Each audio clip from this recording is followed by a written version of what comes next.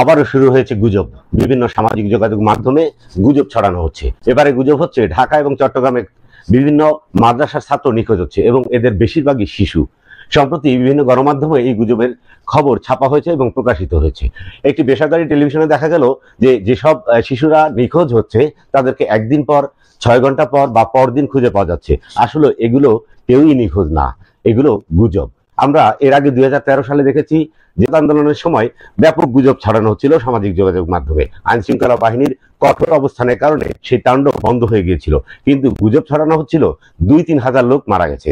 আসলে কি ছিল ওই সময় আমরা দেখেছি, আমরা লিখেছি 12 জন মাত্র নিহত হয়েছিল বিভিন্ন ভাবে, যে আইন শৃঙ্খলা বাহিনীর গুলিতে বা পদদলিত হয়ে। আমরা আরো একটি গুজবের খবর আমরা বিভিন্ন গণমাধ্যমে এসেছে এবং আমরা সবাই জানি, মাওলানা সাইদিকে চাঁদে দেখা গেছে। এটা গুজব ছিল না? এরপর কি হলো? ওই এলাকায় তাণ্ডব ছড়ানো হলো। একইভাবে কক্সবাজারের স্বর্ণ মন্দিরে হামলা হলো, এটাও ছিল গুজব। এক কথা হচ্ছে, আবারও এসব গুজব কেন ছড়ানো হচ্ছে?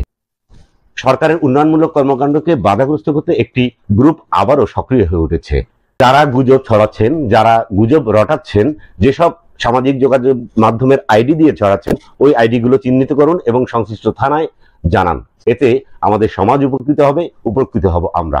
প্রিয় দর্শক, সবাই সচেতন হন, গুজবের বিরুদ্ধে রুখে দাঁড়ান।